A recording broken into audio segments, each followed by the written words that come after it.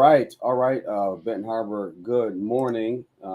This is May 16th, 2022. You're on with Chat with the Chief here on, actually, I'm used to saying a radio station that we have for years and years. But here we're live streaming. We're on Facebook Live, City YouTube channel, as well as actually my church channel. And we're back on here with Shaquille Turner, who was on with us last week, and he really very powerful show, very powerful testimony, and very positive reviews of this young man. More particularly, what this young man was saying, the message that he had, and it was put on my heart to have him back for a part two, kind of like the prequel, if you will. And I'm proud to say this has been Harbor's own. We're talking about rags to riches. And he's rocking that pink shirt like you wouldn't believe.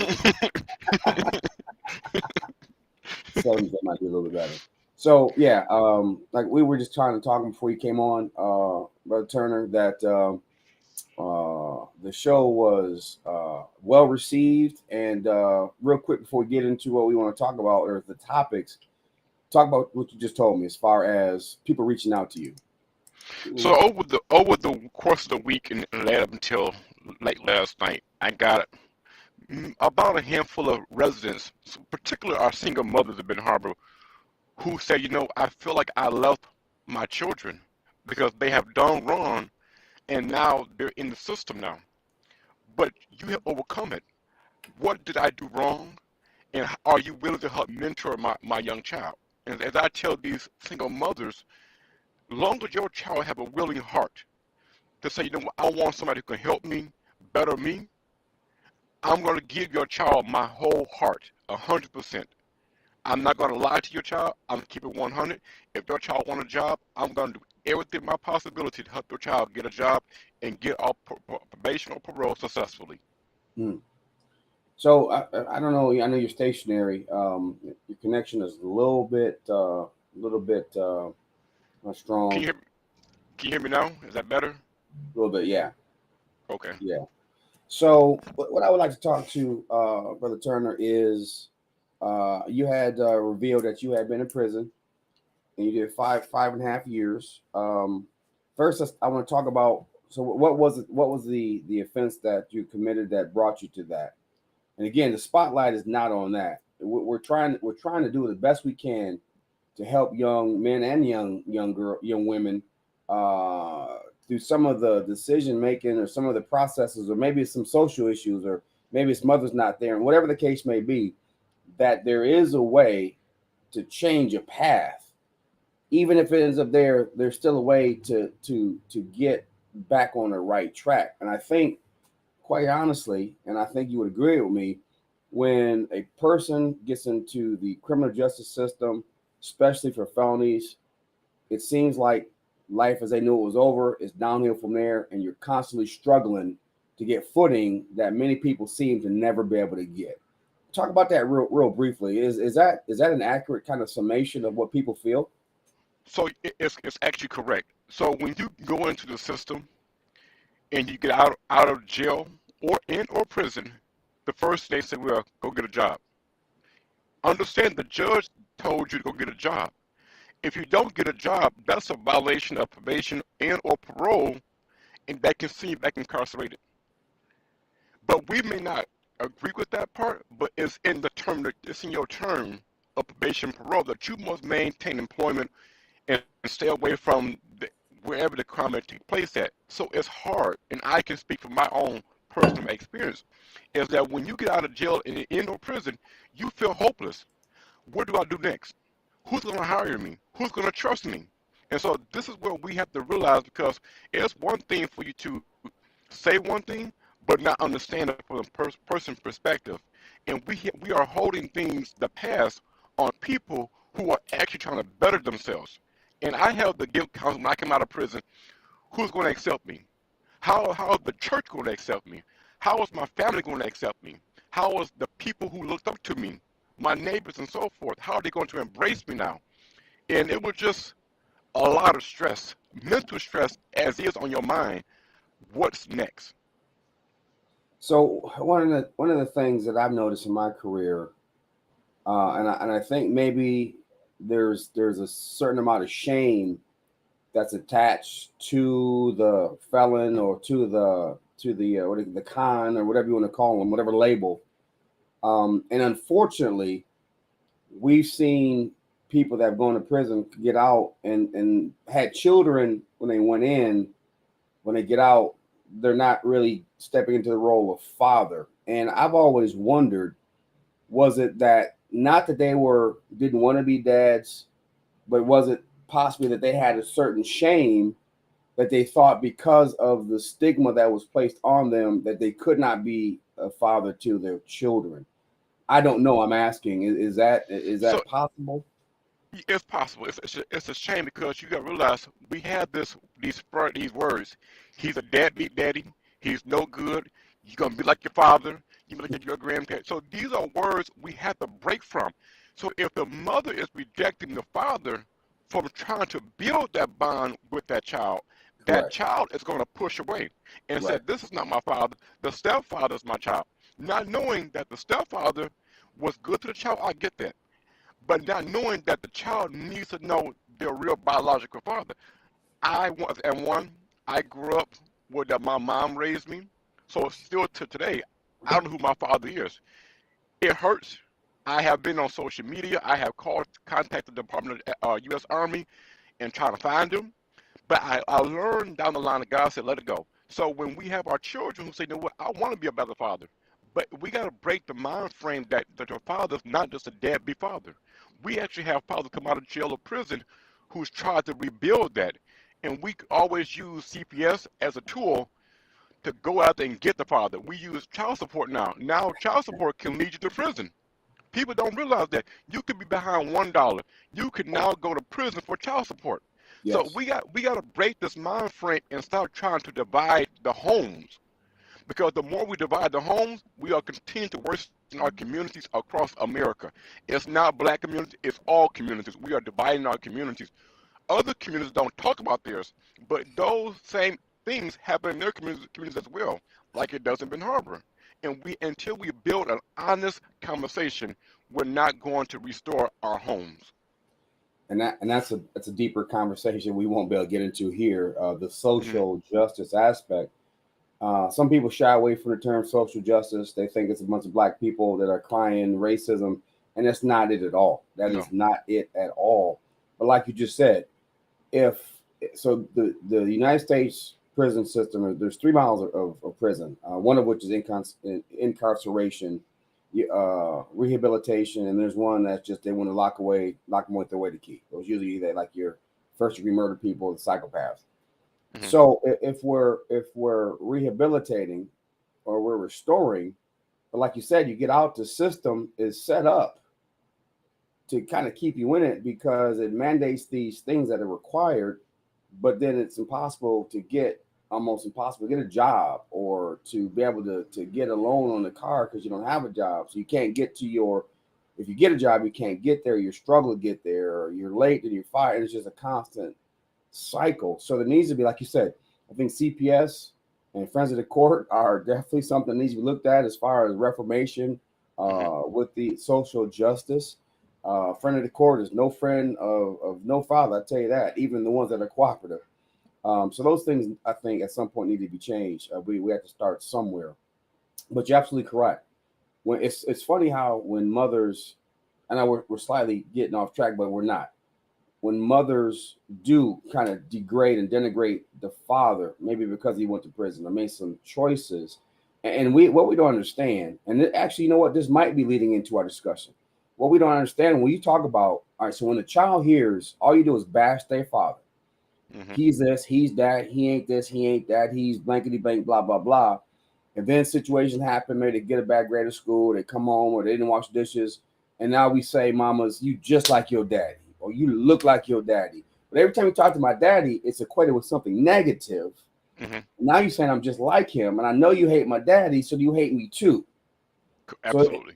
is that a driving factor? So kind of getting back to some of the things that factors that led up to your situation of ultimately going to prison.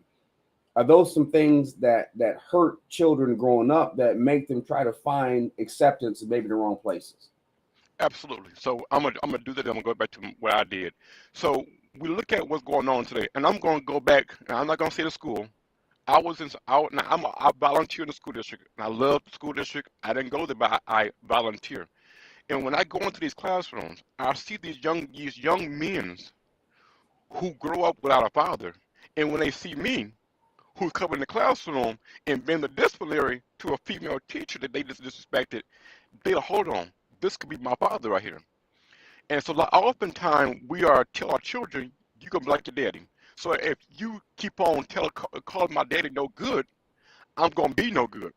So when Right. I don't feel accepted at home, but I feel accepted in the community where that they don't care, I'm just gonna fit in where I want to fit in at. So I have this here. If I raise a son and my son see me beat my wife or beat my mother, he's gonna do the same thing. When Yes. our daughter see our mother dressing these skirts, the daughter think it's accepted to do the same thing in high school. We gotta stop this here because if not, we look at, well, why this young man here go after my daughter? Well, it started at the house, sweetie. It started at home.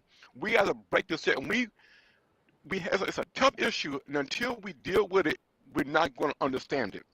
And this goes for all of us. We have to stop calling each other names until we break the barrier, and I call it the plantation mind frame, because we keep on rehearsing the same words that's keeping us in the same environment. Until we break the environment, we're not going to get further in life.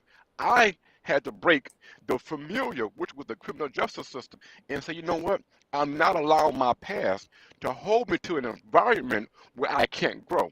So I say, you know what? I'm going to step into the unfamiliar and go places where I never thought I'd be at in life.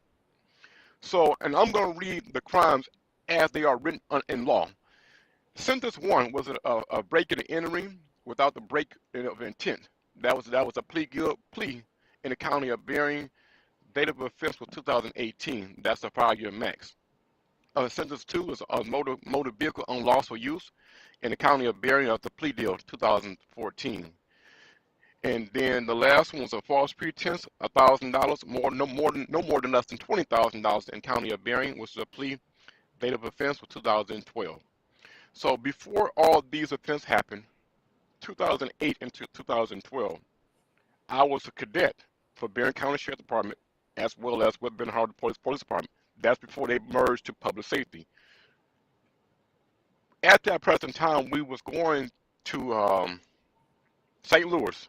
We had gone down to St. Louis for training, and at that time I was a cadet lieutenant, and our other individual, he was the cadet captain. So we all was going down, and I'm not gonna say the deputy because she still worked at the Berrien County Sheriff Department. And I'll never forget. So I'm going to sentence three right now because that's the false pretense that led to two and one. So I went to my bank account, which was back in Ben Harbor, and I never forget. I was going to the ATM machine, depositing fake bank slips to make more money into my bank account. So the account went from 500 to almost $10,000. So remember, this is no money inside the envelopes. I am actually depositing blank checks into the ATM machine. So it didn't really bounce. It really didn't. They didn't really know what was taking place until some weeks later. So I went down to St. Louis with Berrien County Sheriff Department, did the law enforcement training, passed that certificate down there. We came back up here, and I'll never forget this one deputy. She pulled me to the side. She said, "Hey, Shaquille, Ben Township Police Department is looking for you." I didn't know what they looked doing. I'm thinking like, hey, they probably want me to come and join a team now. I don't know. Didn't know nobody. I was young and ignorant. So now, at that present time, I get back. She said, "I'm gonna pick you up, and we're gonna go to the township together, and I'm gonna be with you." I said, "Okay," and she did exactly what she said she was gonna do. And we went to Ben Township Police Department, and I talked with the detective. The current detective is now the chief of police over the Ben Township. So when I talked with him, and we was talking, and he asked me, and I told him I did do the crime. And I'm not gonna sit here and lie. At first, I didn't know. I was playing like I didn't understand it. So all that took place. So I got into it. I went from the judge. Now the judge, he has his own issues, and he sentenced me. But he did it to the first was It was county jail time, and I violated probation because when I violated probation, I went to Toyota, which led to sentence number 2, which is violate motor vehicle unlawful use. I went to Toyota dealership, test drove a F-150, which was black, and I never returned it back to the dealership. And I was joyriding. So they marked it down from which really is the same how they now called motor vehicle unlawful use, which I never had permission. So it's not like I stole the vehicle. I just drove it off the dealership and never returned it back. So I took it and I never returned it. So the same detective who is now the police chief in Ben Township, he asked me to return the vehicle. I never returned it. Once again, I was living a life of crime. I didn't want to hear. I remember I'm on probation. I'm absconding, so I left. So I kept on going. I did see him in his unmarked vehicle. We was coming down Pipestone. Yeah, that's Pipestone and Brent. And I'll never forget, I turned right, and he turned right with me. By the school district right there, I busted a U-turn, and I left him at a high-speed chase. So I was gone. He couldn't catch up to me. I know Ben Harbor. He didn't know Ben Harbor. So at that point in time, he never called a high-speed chase. And I'll never forget, at that present time, it was Chief Lane was standing outside. He didn't know what was going on because I busted so fast around the roundabout and I kept on going in another direction. So they called it off. So we kept on doing it. And then I said, no, wow, now I got to get out of town. I have to leave Ben Harbor because now I'm going to face a hard crime. So I went and broke into a building where this was a place where I used to work. And so I took some more checks from them. So I took empty checks from this place I used to work at, maybe about 8 to 10 to 12 pages of checks I did. One page could have like 5 or 6 checks. So I took these checks and I went to like places like Myers, Walmart, and they would literally cash these checks for me and give me back $4,000. So I realized I'm on the run, but I have a book of checks in my hand, and I'm actually getting cash back. So I got all this money in my pocket. So I'm thinking I'm a boss. I'm on the run now. So I ditched one truck. I went to another dealership and got a red Hummer H3. That was the best truck I ever got. But no, I'm not get that far. But so I went on going, and I kept on going down the street, and I got down south. At that present time, my whole mind was, I can't get caught. I got to do the speed limit. I cannot get caught. I have to do what's right. So I got down to Florida, and at this time, I got pulled over in Florida numerous of times. Michigan never extradited me back to Michigan. Not one time did Michigan want to pick me up for 2.5 years. So all of a sudden, Michigan said, hey, we want to get him. And Orlando PD came to my house. They dress in unmarked cars. They don't care how you look. They come in unmarked cars. You'll never know who they are because they drive regular cars. So they came to my apartment, knocked on the door. I was at home at this present time. I never opened the door. So they left. After they left, they finally called me coming from work down in Orlando, and they pulled me over and said, hey, you had a warrant back in Berrien County. So I go to the county jail. I sat in the county jail. Within 30 minutes, if Berrien County would never have sent someone to come pick me up, I would have been a free man again. I was literally at the doors. They said, Berrien County is to pick you up. At that present time, I was sick because I said, oh my gosh, now I got to face these crimes. So in 2014, I got extradited back to Berrien County, and at that present time, I went in front of the judge, and I got to say the judge's name, and they sentenced me. She said, oh, since you want to run from KPEP and so forth, I'm going to hide you. So they sentenced me to 1.5 years to 5 years in prison. So all the time I was down in Orlando, Florida, they had to give me days credit. So now that a lawyer, he's running for the judge down in Berrien County.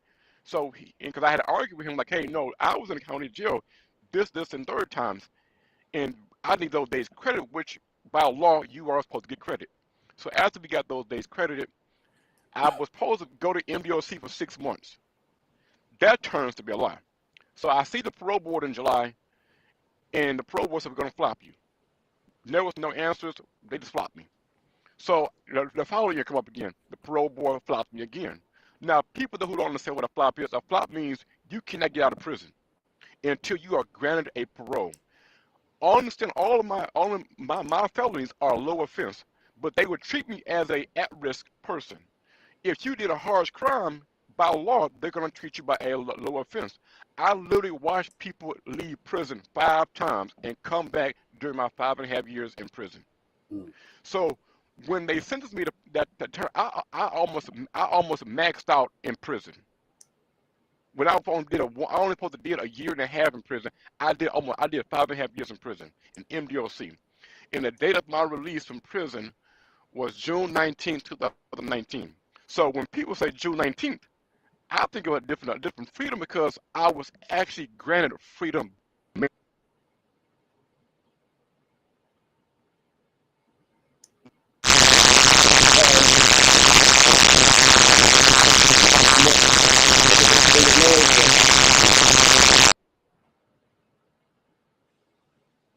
So Shaquille, we got a lot of feedback on your end. There's a lot of feedback in your end. Yeah, it's like a buzzing.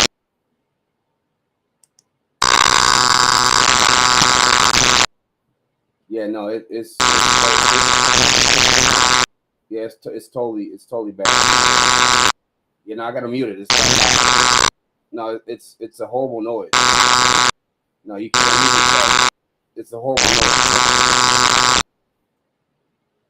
Yeah, no, it's not. Maybe you need to log out and come back on because it's not. It's like an high electric noise. It's unbearable. So that's why I gotta keep muting it. All right, the noise is gone.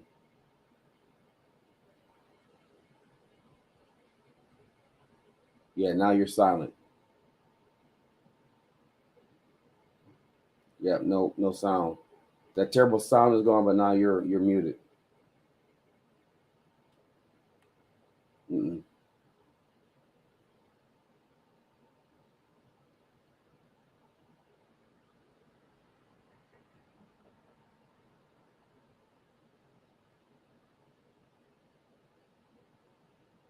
Yeah, nope, nothing. Yeah, I'm not sure that. Yeah, actually, Rich Rabbit says there's some. You got some RF from something else. There's probably some type of interference that's in your truck. But now you need to probably check your settings on your computer or your device to put back the microphone of what you're talking through.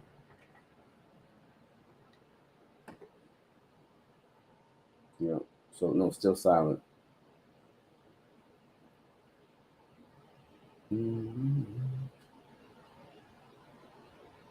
So while you're trying to fix that, just kind of recap it. Very interesting. So you went on. You had kind of a mix of white collar crime spree, which was mostly it. Then you had stole some cars and took off running. Um, That's actually it's pretty amazing that you made it that long with those warrants out. So what we're doing here, as we are trying to get back on it, Is it better? a little bit, but yeah, you're on your phone now. Well, I'm on my computer now. Yeah, you might have to turn on your volume a little bit. Sounds really loud. How about now? It's still loud. It's so loud you kind of distorted it. That better? Now I'm about to say, Shoot. Mm. Let's get back up here. Shoot. yeah, I don't know if you can turn your mic volume down. The devil is a lie. We gotta get this story out. So what we're trying to do is get in the weeds, get into the weeds of what kind of led to kind of those decision making processes as a young man. So kill. Yeah, now that headset thing is totally blank. There's nothing.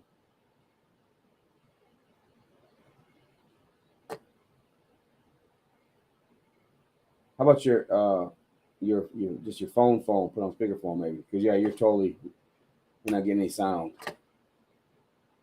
Yeah, Richard, it is pretty sad that the big box stores cash huge checks. Hopefully, they don't do that anymore.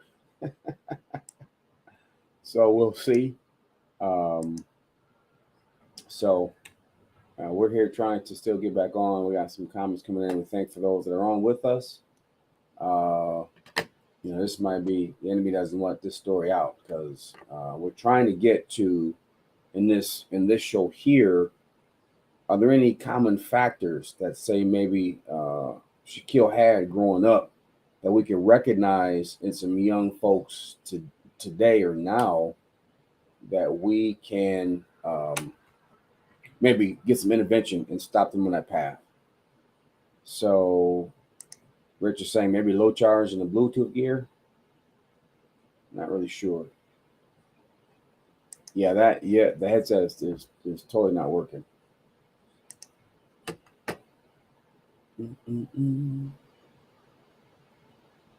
We're back. So while we're still trying to figure that out, Ben Harbor, I know you guys look here. Hopefully, when we're talking, you're not paying too much attention to my office because it looks a mess in the background. I don't have a green screen or anything to kind of cover me up here. So that is my office. About a bunch of stuff in the back. So hopefully it's not too much of a distraction. You can see the wall directly behind me underneath the fire helmet are a lot of the things, every gift that my children have given me since elementary school, I have here in this office. You can see some of the stuff back there.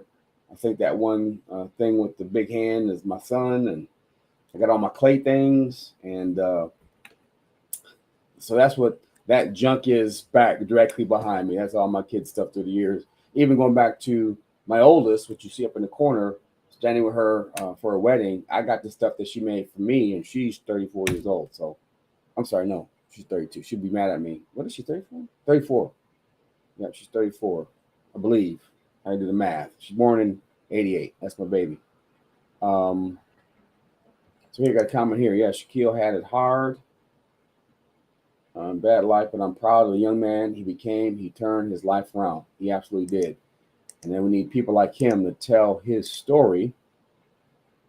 Shaquille Turner joined. Let's try to get here. You there? Yes, I'm back. Back. Oh, that is. Okay, I'm sorry about that. And it's clear this time. All right. Okay. So, you know what? As we say, as old folks say in the church, the devil's a lie. Absolutely. This message needs to get out. And I was saying, if you heard me, we're trying to see if there are any common denominators when you were growing up that we can identify with maybe some current young folk. And if there are, kind of get in and maybe divert and mentor and maybe take them not down the wrong path, but steer them back to the right path. And there's some things that you mentioned as far as single moms or, whatever. So that's quite a story. It sound like you had fun being on the run there with the vehicle chases. I'm really surprised that you almost maxed out with really nonviolent crimes. Again, that's a social justice issue, because why did you do 5 years for really, you stole some money? And I'm not saying what you did was not wrong, obviously. Committed a crime. If it's Ben Harbor, we'd have nailed you too. It is what it is. Taking off in the cars. Yeah. That's what we see a lot today. So let's go back, Shaquille. So that's what led you to prison, and you did your time. Again, we know the tail end because now you've come out and you have been blessed. You've changed your life around. But what was it? And we know that teenagers are immature, so we have to give you a modicum of that. But was there anything that you could put your finger on? What was it that led you to that decision-making process to go down that path? That's what I'm interested in learning. So for me, I didn't grow up in a bad home. I grew up in a good home. I grew up in a single family home. My mom was single. She raised four boys by herself. She provided for us. We had good clothes. We went on vacation twice a year. For me, and I'm only speaking for myself, I take full responsibility, accountability, and ownership of what I'm doing. But for myself, I like to live a high life, you want to call it. I don't like anything cheap. That's just me. So what led to it was I said, hold on, I want more money. So I wrote the checks and I cashed the checks. Was it right? No, it wasn't right. And I said, you know what? I want more money. And so when you start getting $3,000 every other day, you see it flowing in. So you want the more money to keep on flowing in as well. So it's similar to the people who today who got the PPE loan. So when you see the money coming in, you say, dang, man, bro, I want some more. So I kept on getting it. And so when I got it, I said, you know what? I got to get out of Berrien County right now. I got to get out. So I got out of Berrien County, and I said, you know what? I gotta change cars because I don't want anybody to know what car I was in. So I left Berrien County and fled down south. But down south, I had to say, dang, I gotta be careful because I know the route I gotta take is number law enforcement. And at that time, I didn't know there were no back roads, no anything like I know today. So I went down these back roads, and that was the end. That's why I personally can say I lived the life because I wanted more money. So basically, it was about greed. So, and that's I think is probably the kind of the underlying factor. So it was good that you did have a good home, single mother. I was raised. My mom raised three of us. I have anyone who knows me will tell you that McGinnis has an absolute heart for single mothers. I totally get it. I think single mother is I think it's the toughest job in the world. And I think it is the absolute most admirable job in the world. I don't care about no doctors, no lawyers, or no accountants. If you're a single mom raising kids by yourself and making it work, you deserve all the honor and all the praise. And that's why I love one of my favorite holidays is Mother's Day. Mm-hmm. Not really Christmas. I mean, I like Christmas, obviously, and of course, my favorite is Resurrection Sunday or Easter. But you got those mothers out there doing the best that they can, and I know, and I think you alluded to this when we started. So, those are decisions that you made. You Correct. had a good mother, Mm-hmm. but then now, do you make your mom feel that she did something wrong, that she failed you? Did she not put things in place for you to be successful? How did that affect you? Did that affect your relationship? What do you think your mom was feeling when you were making these really boneheaded decisions? So at that time, it wasn't only my mom, but we are talking about the community of Ben Harbor, residents who actually looked up to me. We talking about senior citizens and down my classmates and so forth who actually looked up to me. I even have people in the military who looked up to me. And so when I talked with my mom about it, it's kind of hard. It hurt her today because she still gotta live with it. That I'm her only son that actually been to jail in prison, and so she never blamed herself. Okay, good. Always, as a man, you got to take responsibility of what you done. Say that I again. and that's what she always said. She said, I gave you every tool to be who I raised you to be. You had a good house. You got to take responsibility and ownership of what you done. And if you don't man up to it, what can I do? I'll raise you in a good house. I'll put you to the good school. We didn't have a bus going to countryside. Our parents had to take us to Countryside Academy early in the morning and pick us up from Countryside Academy. Now they got buses, but we didn't have buses back then. We had to get driven to school, up and down the mountains and the ice. So my mom always said, you got to take responsibility of yourself. Even when I was incarcerated, my mom would say the same thing. You have to man up and say, you've done it and you can't do it again. My grandmother said the same thing. It's like a nagging. And you say, why are you nagging in my ear? But it's the truth. It hurt it. But it's like, why are you nagging in my ear? So this is why I always tell the single mothers, there's nothing you done wrong. We have to take it for ourselves. And it's hard to admit I done wrong. Because you're trying to live a life who's going to offend you, who's going to talk about you, who's going to go to next on social media and make a post about you. That is what's causing trauma. That's what's causing depression. That's what's causing our young kids go commit suicide. This is why we have an issue in our communities across America where we can't get a hold of the violence. Because who do I run to and talk to? Because every time I go and talk with somebody, they have an excuse. Oh, well, you had a bad mother. You had a bad daddy. No. Let's figure out what's really causing the issue and tell our story that I'm not perfect. I've been somewhere. And this is where we build the dialogue of helping to reduce the violence. Change comes with trauma, and I had to deal with it. Coming out of prison, there is no rehabilitation in prison. There is not going to say, hey, I'm going to get a job. There is none of that. You have to say, you know what? I don't want back in prison. And I listen to people who was in all types of gangs, and they said, Shaq, do us one favor. Don't come back in this prison system where we at. We can't go home. We got life without possible parole. Don't come back in here. And I'm talking about young men who are 20 and down people who are 90 who been on a big old bed. They said, don't come back in here. We can't get out. You had the one chance to get out. Don't come back in here where we at. I've seen people who got out of prison, they come back within 3 or 4 times. You're like, wow. And all I said was, Lord, I want out. And what people don't realize is prison is not what you see on A&E. That's a story. This week, I actually seen, I'm not being mean, I'm being 100%. I have actually seen inmates get stabbed. If you ever go across the bridge at about Mackinac Island, there's a prison called KCF. It's called Kinross. We call it Stab Away. It's a big old military base. All you seen every day was stabbing. Every day. When we moved to URF was called, that's another prison over there. I was going to a unit, and I went in the unit. I seen a correctional officer get stabbed in the neck. I watched another man get drugged down the steps in prison. So what they're seeing on TV is not what you want to do in prison. Because in prison, you have 2 things. Either you're going to fall in or you're going to get stabbed. Which one you want? And I thank God I never participated in that, but I have been in a riot in prison. I have been on food hunger in prison. So these things that people don't realize. When you're in there, you are in there as a family. What goes in there is so people can say what they want to say. When you go to prison, you are a family now. So when they was in their home, when we was on starvation, we did it for a reason because we was tired of what was going on in prison.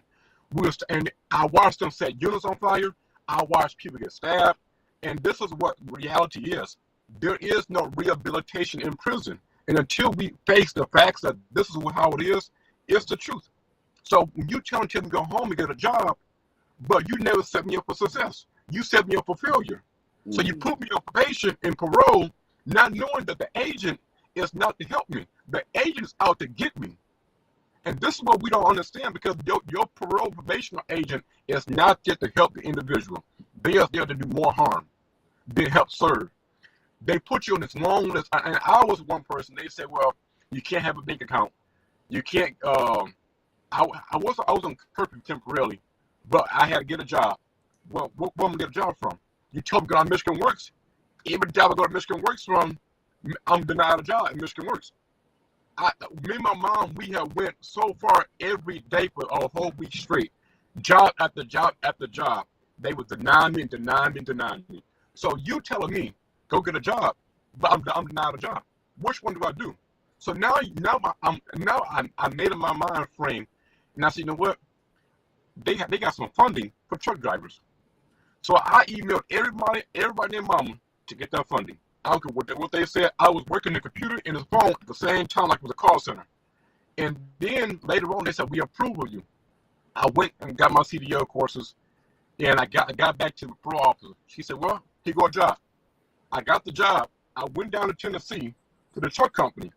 She called me and said, well, you can't be a truck driver because that's over the road. Then why would you send me there? So now you're telling me don't get a job now. So I could have, in my mind, I said, you know what, skip getting a job. I want to live another life of crime then. And I'm just keeping 100, but I didn't do anything. So God be the glory. From June 19th until today, I have not committed a crime. I'm just being 100. So people can say what they want to say. I'm just sharing my story. That it's not what you see. So when you go to Barron County Jail, you're on concrete. There is no rubber mats. We talk about, and I hate to use the word. We talk about, I'm saying this word. There's union on the floor, and you smell piss. So these are things that you gotta be able to address. It's a hard topic, and until we tell the truth, actually meeting with people who actually live the life, this is how we're going to solve the issues in America. So, there's a lot there. I want to there's a couple things I want to make kind of comment on one, and then I want to ask you a question on another. So when you had talked about your mom and how she raised you, and she taught you to be responsible. One thing, actually, I would say, I think you opened up my eyes, Shaquille, because I think probably the majority of people automatically assume that a single mother didn't do something right that led to her children, the ones that fall in that side of the fence, and that's not necessarily true at all. So that's just another stigmatization that gets placed on a single mom or a single parent, because we got dads out there also. So that to me that's eye opening, because it seems like we automatically assume that every criminal or every person out there that's in prison came from a single parent, and the single parent couldn't handle it, was struggling, and couldn't be a mother or father to all the children, and one went astray. And I think that is an absolutely unfair assessment. I think it's an unfair label and stigmatism. But again, we talk about social justice. It all kind of bounces off that fabric of, we need to change the mindset of, there's individual decisions that are made, and don't blame mama, or don't look at mama sideways or a certain way, when she did the best she could to raise you. If you took vacations, then she did all right. So Absolutely. that's my comment. And I think that we need to protect our mothers, especially when they're trying to put stigmas and labels on them. Absolutely. There's the wild about racial, social control, legal way to discriminate. There's probably some truth in that. So anyway, I'm a big single mom lover. So I love marriage and I love single moms. So I love everybody, kind of. So let me ask you this. Here's what I do want to talk about. So you weren't the type that you were struggling day to day. Was a struggle to eat. You weren't struggling to get food on the table. You weren't skipping school. You weren't going out for 4 or 5 nights a week, and your mama didn't know where you were. You saw like you had a good upbringing, but you had a desire for what they call fast money. Mm-hmm. And I believe, and I'm asking you, people that are in the streets or young people, for whatever reason, our society has glorified the fast money. We have really glorified the we want it now. This is the we want it now culture. We don't want to work for it. We don't want to struggle and toil, sacrifice. We want it now, and that's why I think it's motivation for people that sell illegal drugs. That's a big payday. Let's be honest. You can make several $1,000s a week or a day selling drugs. That's nothing that I would ever do, and we will eventually catch you and incarcerate you.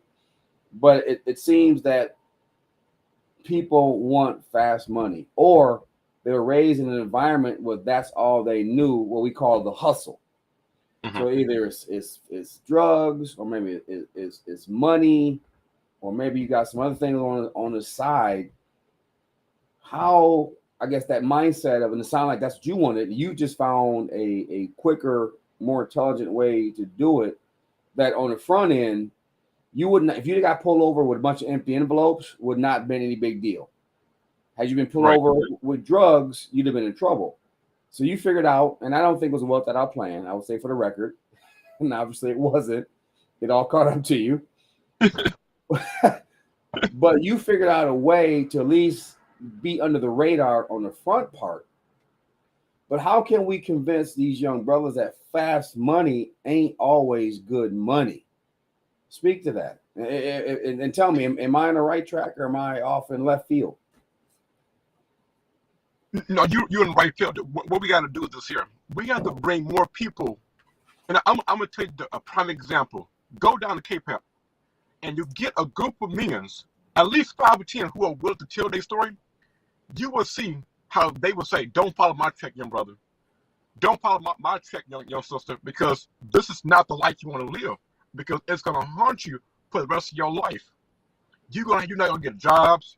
You're gonna be denied so much in life because they're looking at your criminal background and not looking for what you want to do better. How do you better yourself? And so this is what we have to understand. We have to be able to tell our story the way we have been going through it. We can't sugarcoat it. If we keep it 100, we can help change our young people. And there are so many young people today who say, man, how do I do X, Y, and Z? They're not thinking about how jail or prison operate today. They just know I need to quit custody. And so this is what they're doing. And until we address it by sharing our real stories, we're not gonna solve this issue. We put too much on education. It gotta be education, education. No. What happened to the days when you tell your story? Because all of us have done something. You may not got caught, but you got a story somewhere down the line. You may have took a bag of chips out of the truck stop. You didn't get caught.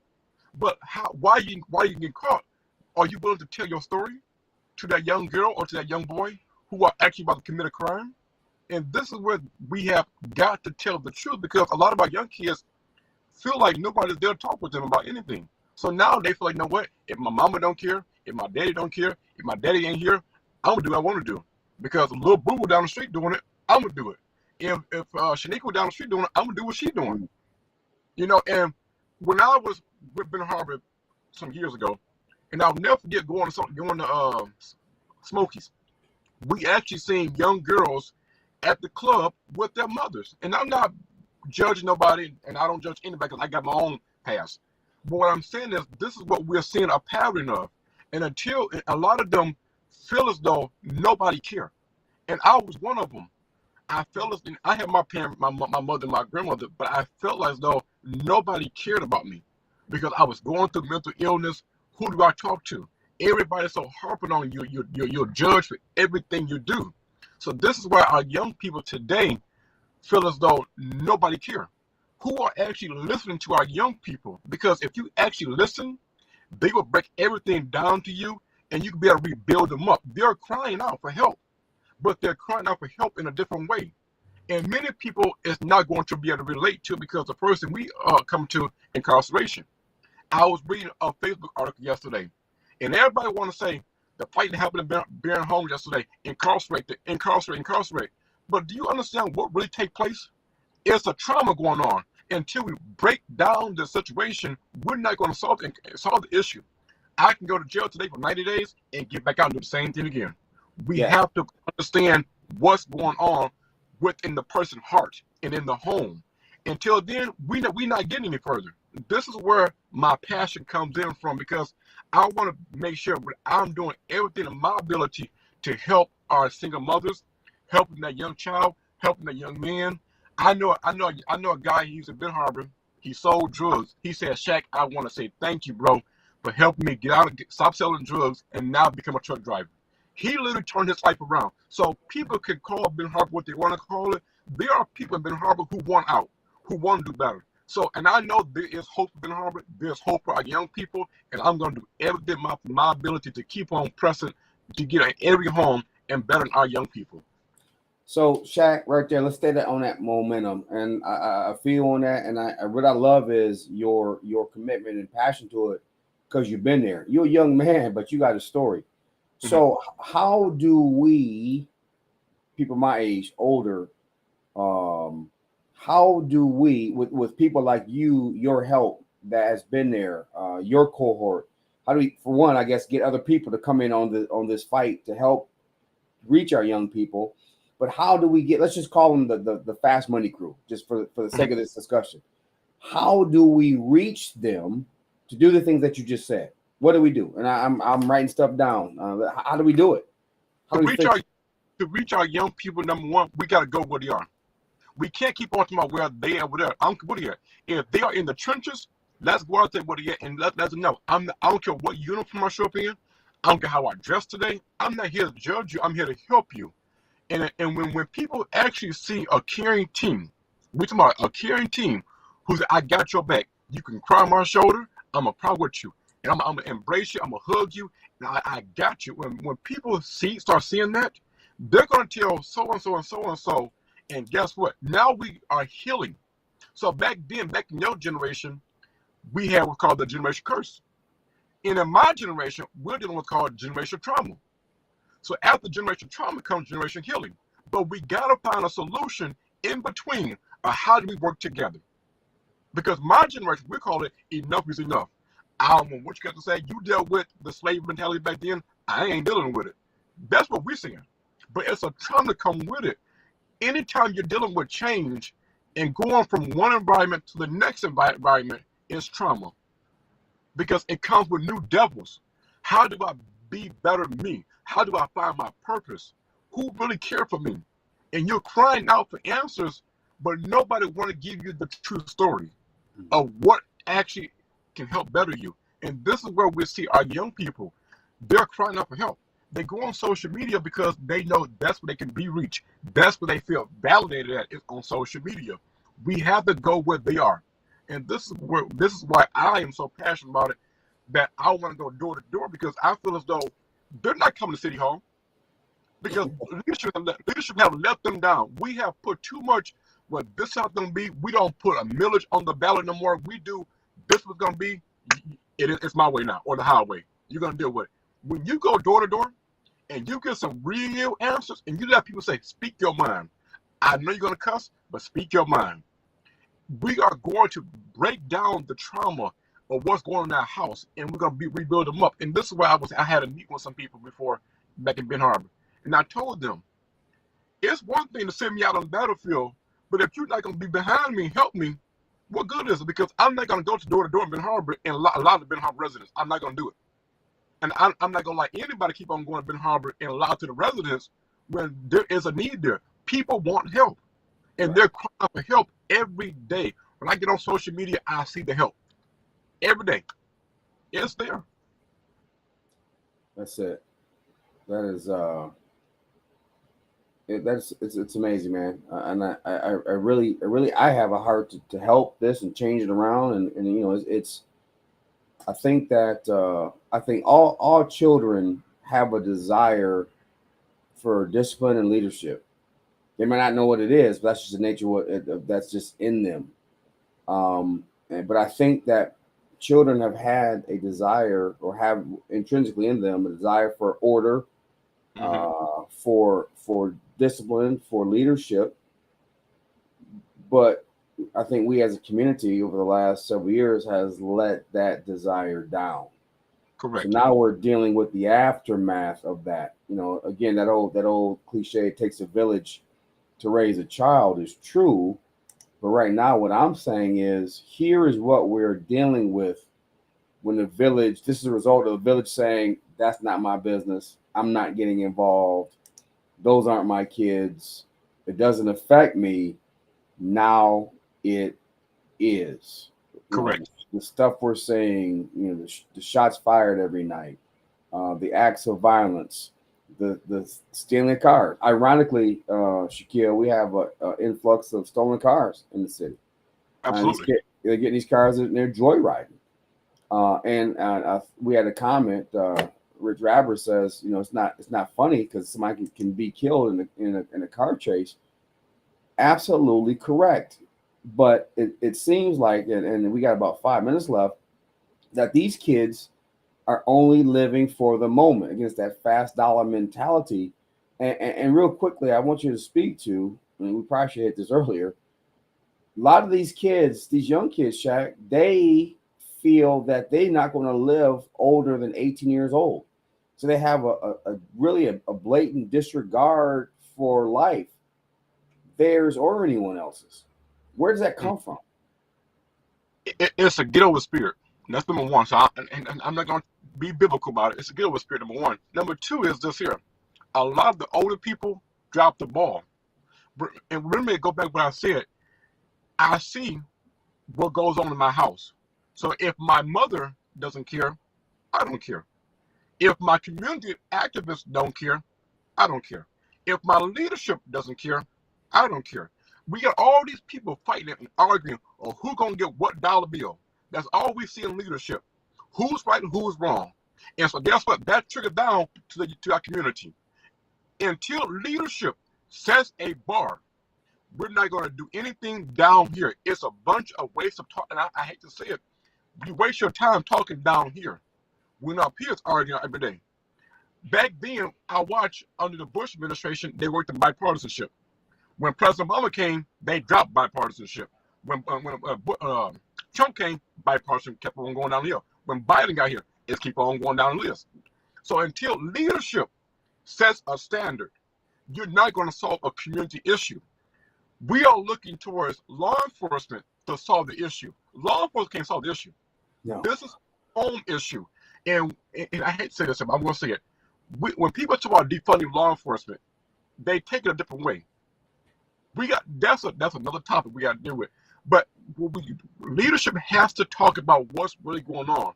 When I look at Ben Harbor, I'm only talking about Ben Harbor. When I look at Ben Harbor City Hall, it's a mess. They argue all day long. It's not functioning. And guess what?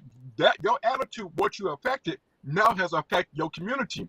Until our leadership gets on board with Ben Harbor residents, you're not going to solve the issues in Ben Harbor. And I, for one, I love my community. I try my best to work with leadership in Ben Harbor, but I can't work with them because they think they're important and they don't care about young people. I would love to have young people who would join on my team and say, you know what? How do we make Ben Harbor better? How do we bring in different jobs? How do we get very creative in Ben Harbor? Leadership has to set the bar and say, you know what? I want better Ben Harbor. And when they want better, our young people going to come in better. It's one thing for me as a young man to go on the battlefield Ben Harbor to say, hey, what's going on? And not get all these notes. I take it back to leadership Ben Harbor, but they don't do nothing about it. Now it's like, see, Shaq wanted to know. Shaq don't care. And so this is what they're going to see. Until leadership say, you know what, we want change. Ben Harbor doesn't have a vision. I hate to say it. There's no vision, there's no mission, and there's no purpose. When there's no vision, the people perish. We have to identify a vision and stop allowing outsourcers come into our community and tell us how to run our community. I don't need you. I can run our community. Let's do it as a team and come up with a solution and a vision. So you know what? I hear what you're saying, and here's my challenge to you and your generation. Mm-hmm. You and others. Another comment from Miss Athena Marie. Thank you for joining us. But one of the issues I see is you guys are allowing this nonsense. What I mean is you can vote to get somebody out of there. You know, we got some that, for example, last show turned that whole thing around and made it all the police department's responsibility to wait all this and didn't accept any responsibility themselves, which that person does all the time. And this person has been probably in office maybe close to 20. We had a couple been there close to 20 years. Anything that's positive that's done by the department, by the city, they don't come to. But they continue to be reelected with almost no votes. 100 votes here, 120 votes here. You might be not large. You might get 200 votes. So if you're saying, and this is my challenge to you, and I love you, but I'm saying this because you're correct. But if you want change, then let the change starts in the voters' booth. And I can give you some people like the commissioner, that's the young commissioner that's on Marion County, Chakwe Pitchford. That is an up and coming brother.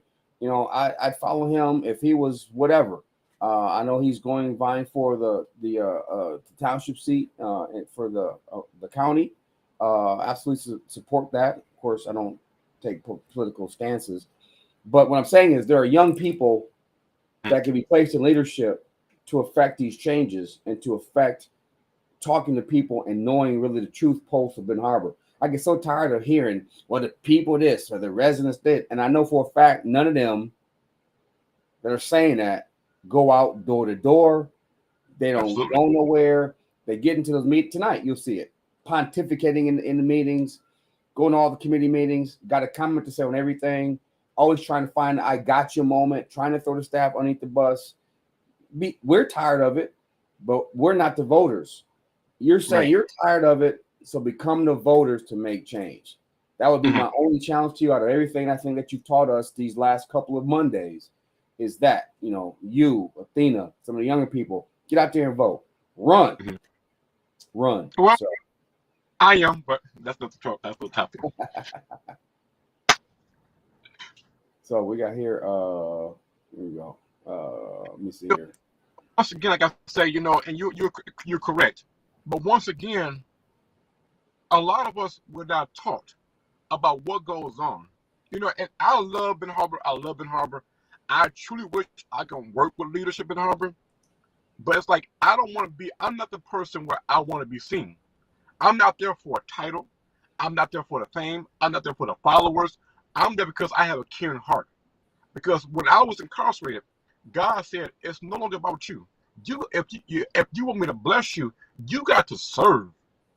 And when I seen the hunger, when I was feeding the people at Barren Homes, not Barren Homes, yeah, Barren Homes, Buzz Project, Highland Project, I seen the cry and the hopelessness in their eyes.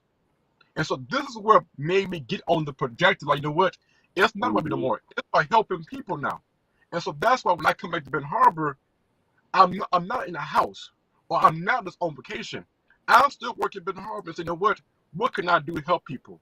When people say, man, I need my grass cut, I help cut the grass. When I have seen a hey man, hey Shaq, my yard to be cut today, I cut it for you. When it's town shows the snow, I show my snow. I do it for free because I know where I come from. I come up on the air when you as a young person, you had to do block club cleanup. You had to clean up. There was no sitting in the house. The old people would come knock on your door and say, he's young or she's young, get out. Let's go to Mercy Hospital. Get on the team. Let's go. That's it. So we got one last comment here from Athena. She said, I can't vote for City BH. I stay in Township. Vote in Township. They got issues too. You don't hear them as loud as you hear the ones here because we go on Front Street with ours. But wherever you are, be it Benton Harbor, Benton Township, St. Joe Township, Lincoln Township, Barron Springs, Niles, now wherever it is, vote. Get out and then come to these meetings. We got other people that come from Benton Township and St. Joe Township who come to Benton Harbor meetings. You can see them on TV. I submit to you, if you would watch some of those meetings and some of the behavior, and we got good commissioners, don't get me wrong. But there's other ones that's just, I don't know what they own. So, and I say that here, and it might get me in trouble. It is what it is. But you can see it for yourself. It's not just McGinnis saying this. You could go to YouTube, pull up a commission meeting, any meeting.